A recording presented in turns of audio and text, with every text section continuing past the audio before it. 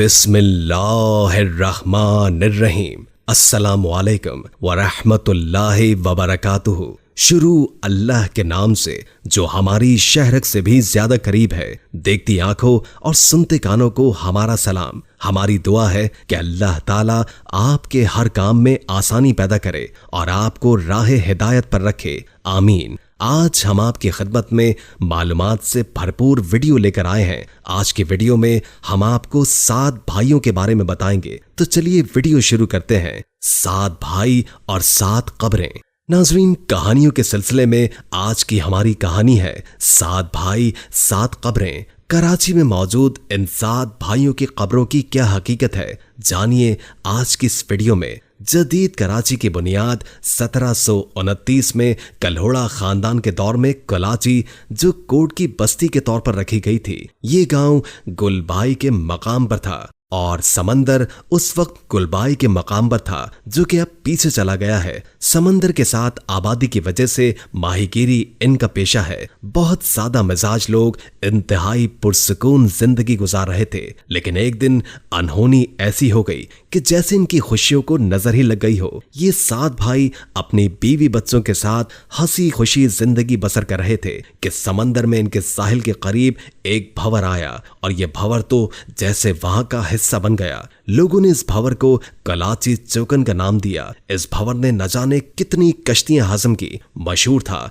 कि भंवर में एक मगरमच्छ फंसा हुआ है। कराची से 60 मील दूर एक गांव सोन मियानी था, जहां एक मछेरा अपने 7 जवान बेटों के साथ रहा करता था। उस मछेरे के 6 बेटे तो मजबूत साख्त के जवान थे। अलबत्ता सबसे छोटा बेटा, जिसका नाम मोड़ो था, वो सबसे ज्यादा कमजोर था, मगर बहुत ज़हीन था, लेकिन जिस्मानी तौर पर माजूर था। यही वजह थी कि उसके भाई उसे अपने साथ माहीगीरी के लिए नहीं लेकर जाते थे, लेकिन इस दौरान वो साहिल पर बैठकर मछलियां पकड़ने के लिए जाल बुनता था। रोजाना ये 6 के 6 भाई सुबह फजर के वक्त माहीगीरी के लिए निकल जाते और लौटते लौटते शाम या मगरिब का वक्त हो जाता। एक दिन मामूल के वक्त वो 6 भाई समंदर की तरफ अपने काम के सिलसिले में निकले। उस दिन मौसम बहुत खराब था। मोड़ो ने अपने भाइयों को उस दिन समंदर पर जाने से मना किया और दरखास्त की कि आज वो काम पर ना जाएं, लेकिन उन्हें अपने काम और सभी घर वालों की बहुत फिक्र थी, इसलिए वो न रुके और काम पर चले गए। सारा दिन मोड़ो बहुत ज्यादा फिक्रमंद रहा। होते होते शाम होने को आई और मगरिब की आजानें फजा में बुलंद होने लगी, लेकिन आज गैर मामूली बात थी कि अब तक उसके भाई समंदर से वापस नहीं आए। अब इन 6 भाइयों के अहले खाना और मोड़ो समेत अभी दीगर गांव वाले परेशान होने लगे। इनके साथ माहीगीर अपनी अपनी कश्ती समेत वापस लौट चुके थे, लेकिन इनमें से किसी को भी इनकी खबर नहीं थी। उन्होंने साहिल का रुख किया। मोड़ो ने अपनी नजर की आखिरी हद तक समंदर में अपने भाइयों को तलाश किया। उन्होंने पूरे गांव में उनकी तलाशी शुरू कर दी कि शायद कहीं से उनका पता चल जाए। इस तरह 3 दिन गुजर गए। बिलाखिर कुछ माहीगीरों से उन्हें यह खबर मिली कि उनकी कश्ती भंवर में फंस गई है। पूरा गांव अफसरदा था और मोड़ो इंतहाई गम और गुस्से का शिकार था। उसने कुछ गांव वालों को अपने हमरा लिया और समंदर की तरफ रवाना हो गया। उसके खानदान वालों ने उसे रोकने की बहुत कोशिश की, लेकिन वो अपने भाइयों को इस भंवर से बचाने की गरज से अपनी कश्ती में सवार होकर रवाना हो गया।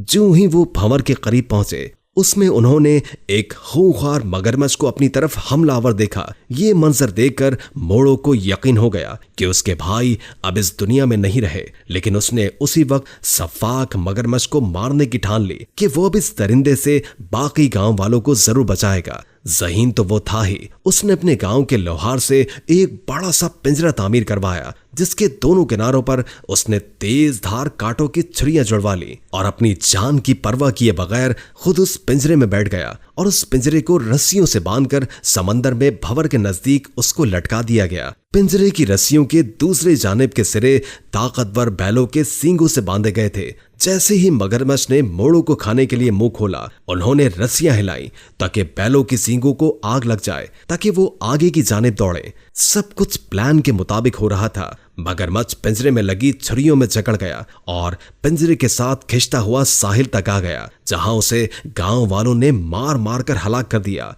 मोड़ो के 6 भाइयों की लाशें मगरमच्छ के पेट को काट कर निकाल ली गईं और उनकी कब्रें गुलबाई चुरंगी पर बनाई गई। इस तरह यह जमीन इस खानदान का कब्रिस्तान बन गई। मोड़ों की भी कब्र वहीं मौजूद है जिसको आज भी गुलबाई चौरंगी पर देखा जा सकता है। वहां के लोग इस खानदान के लिए बहुत अकीदत रखते थे क्योंकि मोड़ो उनका निजात दहिंदा था। ये जगह आज भी 7 भाइयों की कब्रों के नाम से जानी जाती है। दरअसल इन 7 भाइयों की कहानी के और भी कई पहलू हैं। कुछ का ये भी कहना है कि समंदर में वो खूंखार दरिंदा कोई मगरमच्छ नहीं बल्कि एक बड़ी आदमखोर मछली थी। मगर हकीकत में जो कोई भी हो, लेकिन इनकी कब्रों को देखकर यह कहना लाजिम लगता है कि इन कब्रों की कुछ न कुछ हकीकत जरूर है। तारीख के सीने में ऐसे कई बहादुरों की जुर्रत और बहादुरी के किस्से दफन हैं। उन्हें खोजकर रहती दुनिया तक पहुंचाना हमारा फर्ज होना चाहिए ताकि हम सीख सकें कि कैसे अपनी जिंदगी को